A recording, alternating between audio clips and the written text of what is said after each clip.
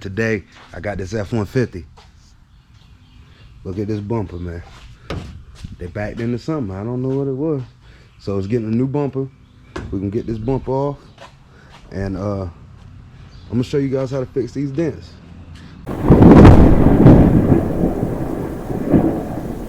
Before we get into fixing the dents, man, let me show you how to get these tail lights out, man. This is a trick I actually learned on like TikTok or something, but never pry on those tail lights with a screwdriver or a plastic tool. I've even cracked them with a plastic tool, but look at this.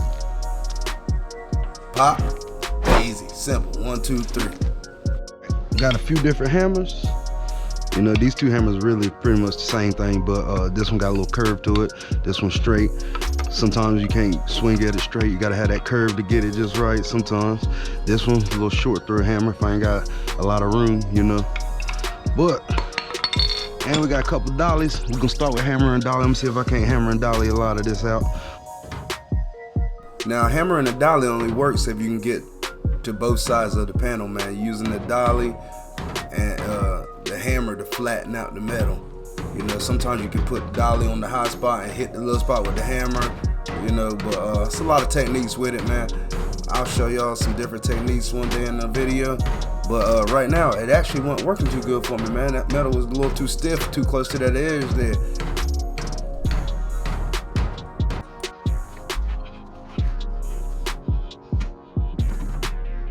Now I knocked some high spots in that dent there with the pick side of the hammer when I was hammering from the back. So man, you just put that dolly behind the panel there, nice and flat, and tap them high spots back down.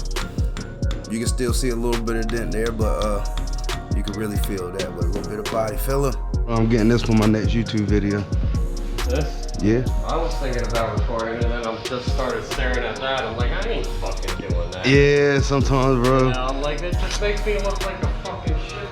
Yeah. This gonna be a nice job though. This blue gonna look good when you put that clear on. Yeah. I don't know. I just tell people in my videos they didn't pay me to R&I it. I ain't R&I it. That's just how it is sometimes, man.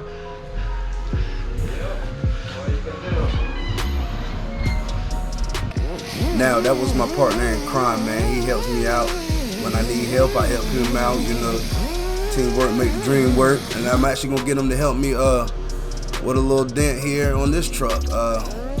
It's coming up in a minute, and you'll see him heat up the dent and me try to push it out, and him hammering from the outside.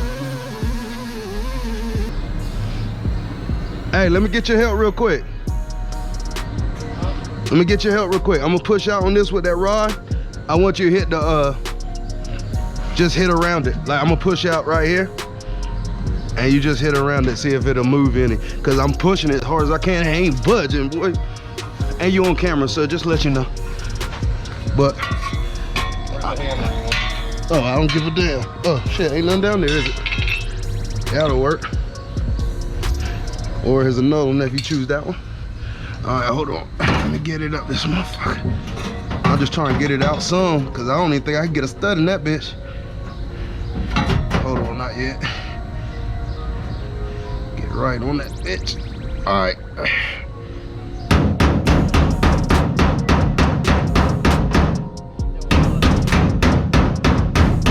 There she is. Did she walk? She just walked down, didn't she?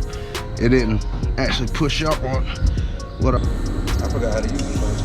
Yeah, I was gonna say, you're gonna need to start it somewhere.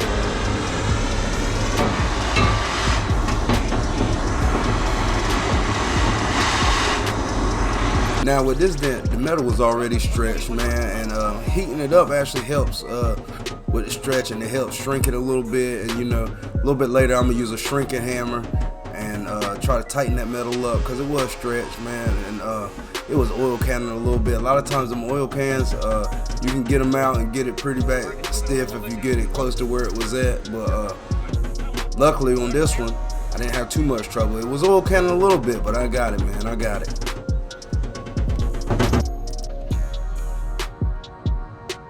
Now I put a stud right where that dent was at, and see, that's a shrinking hammer, but it got a flat side, then it got like a waffle side. Now the shrinking hammer is kind of like putting little indents all through the metal, trying to pull it tighter, I guess, you know. To tell you the truth, it works sometimes. Sometimes I can't get it to work. Sometimes it does. But on this one, it seemed to tighten it up a little bit. And you know, I had to use a few more studs, get some more of that dent out, and that's when it really stopped oil canning, when I got most of the dent out. Now the professionals, they know the process of this, but for the guys that might haven't done any body work, this welding stud is in the low spot of the dent, and I'm tapping on the high spot of the dent while I'm using vice grips just to pull it a little bit. You understand what I'm saying? So you don't always need a slide hammer, man. Most of the time, I don't need the slide hammer. Most time you can just pull it out with the vice grips and then hammer the high spots and the dent will walk right out. Now if you go hitting it with the slide hammer on every dent, you're gonna be over pulling a lot. But don't worry, you can tap it back down. But see, on this dent here, I did have to use the slide hammer because that thing didn't want to budge at all. Luckily I wasn't pulling holes in it. Even though some of the studs came off, it didn't pull no holes in this metal. That's that good old American steel, baby. Built Ford tough. Or is that Chevrolet? Built like a rock. Something. I don't know. I can't remember. I ain't seen a commercial since I was a kid. Now what I'm doing here is very important. Sometimes when it's close to the edge like that, if you tap the edge, see how I'm tapping the edge of the panel? It'll tighten up the metal so it'll stay where you want it at. Cause that part was oil canning too. And see, I tapped that bottom edge and then tapped that side there and then tighten it right up. Now the whole time I'm doing this, I'm pulling out with the slide hammer just to keep some pressure out on the low spot. And I'm using that shrinking hammer, putting those little indents in the metal, which you're just gonna fill it up with body filler. Now, 80 grit, man, to go in and feather out that paint. You know, 80 grit is what you really want to be at, man. That's what you're gonna need your body filler to stick to, really. Most body fillers call for 80 grit. Even though I use the die grinder and go a little bit rougher, I just stay in the middle part where the body filler is gonna be. I definitely wanted to stick, so I got 40 grit on that die grinder. But see how I feathered the edges out with 80 grit? Now, you don't want to stay on it too long with that die grinder because that thing's eating up the metal, man. It's digging. It's not to knock down no high spots or none of that. If you need to knock down high spots, you need to do that with a hammer and a dolly. Don't try to grind them out because what's going to happen is you end up grinding a hole. Then you got to get the welder out and weld it up. And if you ain't a good welder, then you're going to have a lot of problems. But I use the tape to keep the body filler out of the areas I don't need it. Now, when doing this, I'm going all the way to the edge of that feather edge, but keeping it on the bare metal. Now, body filler is supposed to stick to bare metal, not so much the painted area. Now, it will stick to that 80 grit sanded painted area, but really you want where you really need the body filler to be bare metal. Pull that tape before it's dry, because if it dries, it's gonna just make a mess. You know, I always block with 80 grit. I always start with 80 grit. Got to. Not unless it's a real big dent. I'll start with 40 or something if it's something nasty and I know I'm gonna feel it like 3-4 times, you know.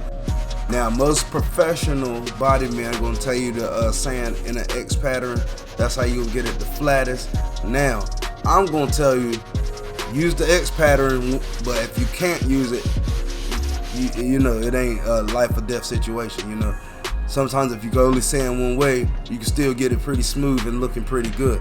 Now these little tools here, man, these are like little punches, little spring punches, and I actually just bought them to knock down high spots, just like this. Now it came with 3 or 4 of them. Some got sharp tips, some got flat tips, but they work great for knocking down high spots. You can use your body hammer, but yeah, these you can put just the right pressure on them.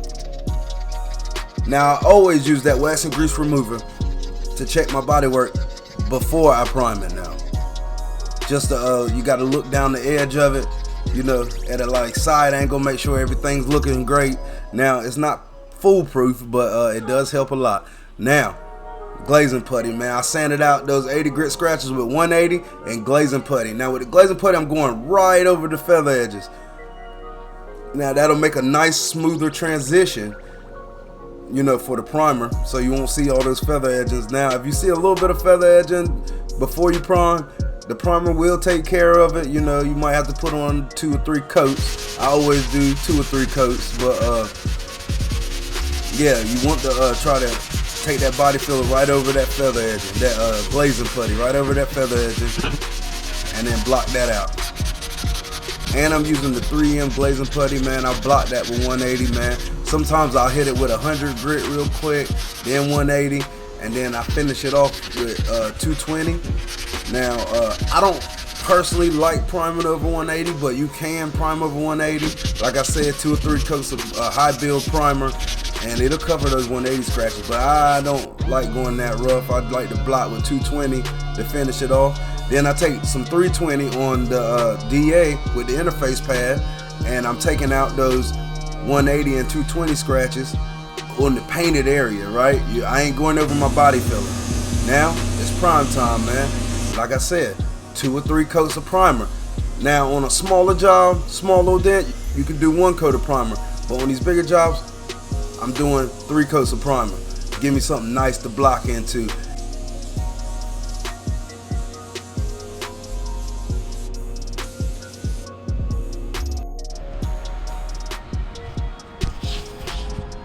Alright, man, y'all see how dusty I am. That's it for this one, man.